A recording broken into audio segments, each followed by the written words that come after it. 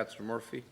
Thank you, and Taoiseach, I too would like to be associated with your remarks about the awful tragedies we've seen in relation to children in recent weeks and in the last month or so. Energy prices are now out of control. They're obliterating the incomes of workers and families and threatening the survival of so many businesses. In June, the RSI reported that a record 29% of households were in energy poverty.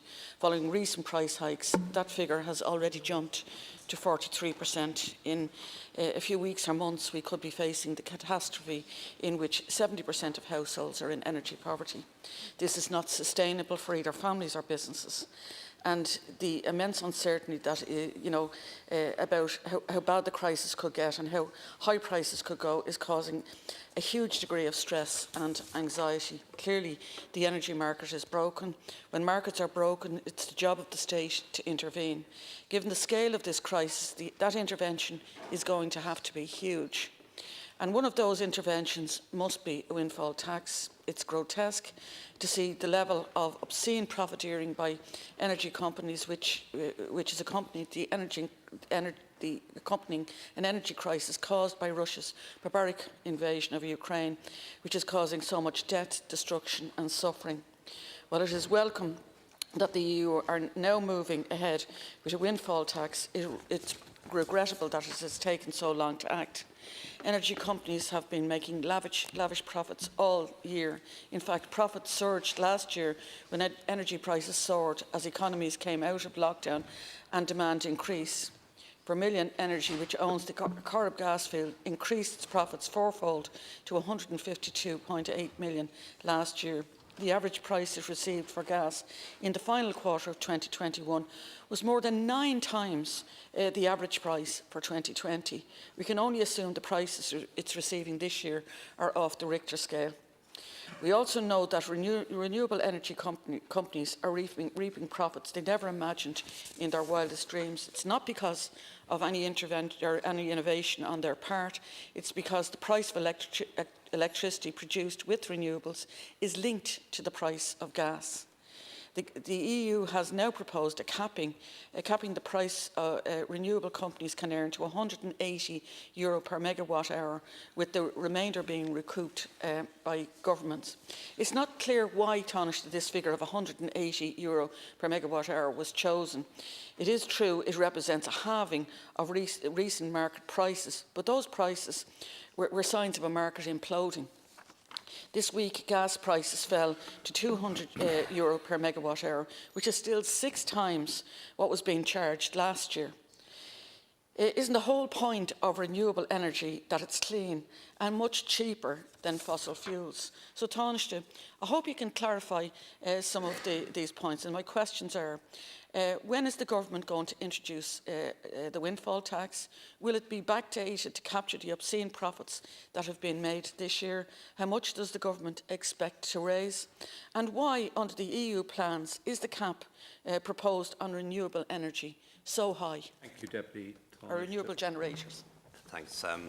Thanks very much, Deputy. And just want to acknowledge that everyone in government is very much seized and very much aware of the cost of living crisis and how it's impacting on people's household bills. Many people having to make difficult decisions about what they spend their money on over the course of the next few weeks.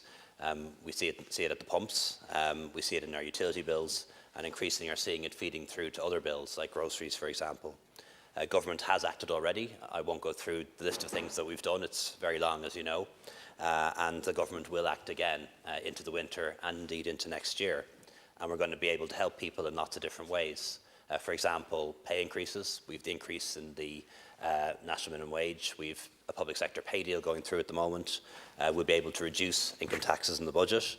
We'll be able to increase the pension and other welfare payments, and also we'll be able to take specific action to help people with their energy bills. And all of that will be ready for the package that's announced on budget day. In relation to windfall tax, it's our intention as a government, or at least we're minded at this point, to introduce a windfall tax. We need to work out the details of that, but certainly in principle the government has agreed that that's something that we're going to pursue and is going to form part of the budget. what we have to work out is how it will apply and how it will work. And that's not straightforward. But as it would apply to profits made this year, well then, yes, it would be backdated to the beginning of the energy crisis earlier this year, because profits are taxed on an annual basis, so it would of course apply to profits made this year, hitherto. So if that's what we mean by backdated, yeah, the answer is yes. Quite frankly, when it comes to the EU proposals, I can't explain them for you or interpret them. They're not government proposals. They are proposals of the European Commission. They're not yet agreed, and they aren't entirely clear, quite frankly. And we do need to figure them out, ideally before budget day, because what's done at European level will impact on what we want to do here. But the principle is there, that there will be a windfall tax, and that we will use the proceeds from that windfall tax to help families and to help businesses to reduce the cost of energy for them. Just as a footnote, I know you mentioned the ESRI Energy Poverty Index, and of course you're correct in what you say, but it is important to point out that the way the ESRI calculates energy poverty is essentially anyone who spends more than 10% of their disposable income on energy. And quite frankly, at the moment, that's probably most people in the country. It's a different index to consistent poverty or deprivation, which are different things. And I think perhaps that particular index doesn't reflect the reality of the new world that we're going into, which probably is one of higher energy costs. Murphy? Fundamental reform of the energy market is required at EU level. I'm concerned, for example, that the decoupling of the energy prices from gas doesn't seem to be a priority for the EU. That crucial reform, and it's an absolutely crucial reform, is not part of the plans that were unveiled this week, and at best we may well see something in 2023. But the reality is that the spiralling cost of gas is what's driving up, which is contributing to the misery.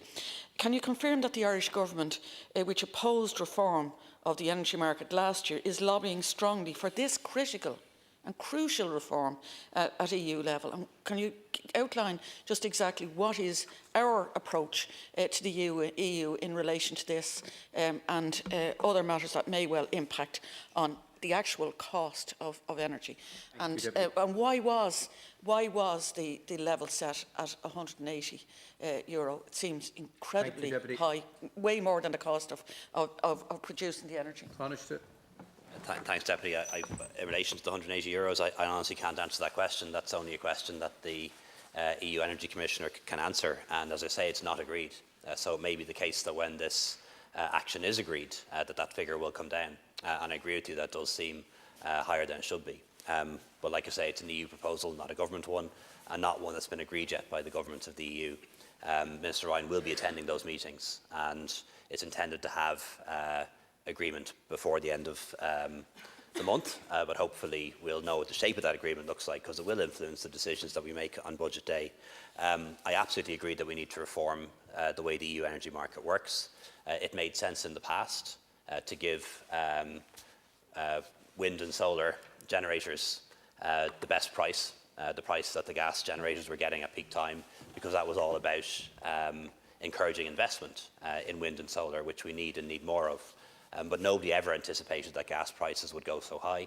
As a result of that, wind generators and solar generators are making profits and booking revenues that they never in their wildest dreams thought that they would be able to get. And that's what needs to change. And that's what's being worked on, is a new way of pricing electricity, so it's not linked to the marginal peak price of gas. But that can't be done right away. It does take a while to reform a market. So we need interim measures as well as long-term ones.